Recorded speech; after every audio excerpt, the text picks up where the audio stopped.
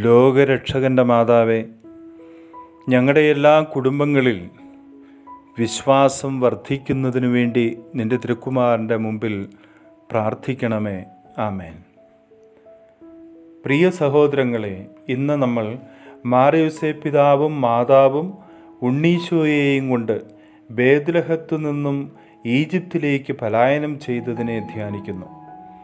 പലായനം ലോകത്തെ സംബന്ധിച്ച് പരാജയമാണെങ്കിൽ ഇവിടെ അത് ജീവൻ രക്ഷിക്കുന്നതിനുള്ള ഒരു രക്ഷായാത്രയാണ്. അതും ദൈവത്തിൻ്റെ ജീവൻ രക്ഷിക്കുവാനുള്ള യാത്ര. സർവശക്തനായവന് പോലും ഇങ്ങനെ സംഭവിച്ചു എങ്കിൽ മനുഷ്യരായ നമുക്കും ഇങ്ങനെയൊക്കെ സംഭവിച്ചേക്കാം. അത് ദൈവിക പദ്ധതിയായി നമ്മൾ കരുതുക. ആ ദൈവിക പദ്ധതിക്ക് കീഴ്വഴങ്ങുന്നത് പരാജയമല്ല, പിന്നെയോ കൂടുതൽ ശക്തിയോടെ തിരിച്ചു വരുവാനുള്ള ഊർജം സ്വീകരിക്കലാണ്.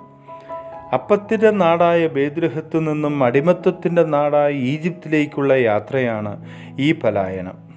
അടിമത്തത്തിൻ്റെ ഈജിപ്തിൽ ഇസ്രായേലിൻ്റെ അടിമത്ത ജീവിതത്തിൻ്റെ ഒരു പ്രത്യേക ഊർജമുണ്ട്.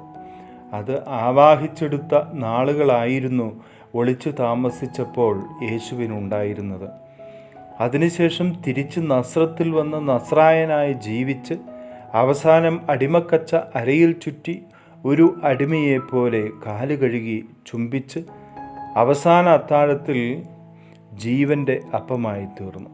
അങ്ങനെ ബേത്ലഹേമിലെ ഉണ്ണി അപ്പമായി തീർന്നു. അപ്പമാകുന്നവന് മുമ്പ് അവൻ അപ്പം വിളമ്പുന്നവനും അപ്പം വർദ്ധിപ്പിക്കുന്നവനുമായിരുന്നു. ഈജിപ്തിലേക്കുള്ള ഈ പലായനം ഒരു സഹനയാത്രയായിരുന്നു തിരുക്കുടുംബത്തിന്. യേശുവിൻ്റെ ജനനം കഴിഞ്ഞ ഉടനെയുള്ള ഈ യാത്ര പരിശുദ്ധയമ്മയ്ക്കും മാർയോസേപ്പ് പിതാവിനും വേദനാജനകമായിരുന്നു. അതിലുപരി യേശുവിൻ്റെ ജീവൻ രക്ഷിക്കുവാനുള്ള യാത്രയായിരുന്നു അത്. എന്നാൽ യേശുവിന് തൻ്റെ ജീവിതത്തിൻ്റെ അവസാനം ഇതുപോലുള്ള ഒരു യാത്ര ചെയ്യേണ്ടി വന്നു. അത് ഗാഗുൽത്തായിലേക്കുള്ള ഒരു യാത്രയായിരുന്നു. അതൊരു രഹസ്യ പലായനമായിരുന്നില്ല, പിന്നെയോ അത് പരസ്യ യാത്രയായിരുന്നു. ഈജിപ്തിലേക്കുള്ള യാത്രയിൽ യേശുവിൻ്റെ ജീവൻ രക്ഷിക്കാനായിരുന്നു എങ്കിൽ ഗാഗുൽത്തായിലേക്ക് യാത്ര ചെയ്തത് സ്വന്തം ജീവൻ ഹോമിക്കാനായിരുന്നു. അതുവഴി ലോക ജനതയുടെ ജീവൻ രക്ഷിക്കാനും.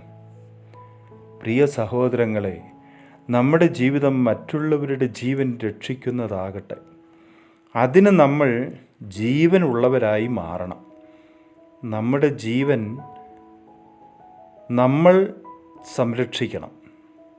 സ്വന്തം ജീവിതം കൊണ്ട് ലോകത്തിലെ മനുഷ്യരുടെ ജീവൻ്റെ സംരക്ഷകനായി ജനിക്കുന്ന കുഞ്ഞുങ്ങളുടെ ജീവൻ്റെ സംരക്ഷകരായും നമുക്ക് മാറാം. നമുക്ക് പ്രാർത്ഥിക്കാം. നമ്മുടെ കർത്താവ് ഈശോ മിശിഹായുടെ കൃപയും പിതാവായ ദൈവത്തിൻ്റെ സ്നേഹവും പരിശുദ്ധാത്മാവിൻ്റെ സഹവാസവും നാം എല്ലാവരോടും നമ്മുടെ കുടുംബങ്ങളോടും കൂടെ ഉണ്ടായിരിക്കട്ടെ, ഇപ്പോഴും എപ്പോഴും എന്നേക്കും. ആമേൻ. സ്നേഹപൂർവ്വം, ജോണച്ചൻ, പുൽക്കൂട്ടിലേക്ക്.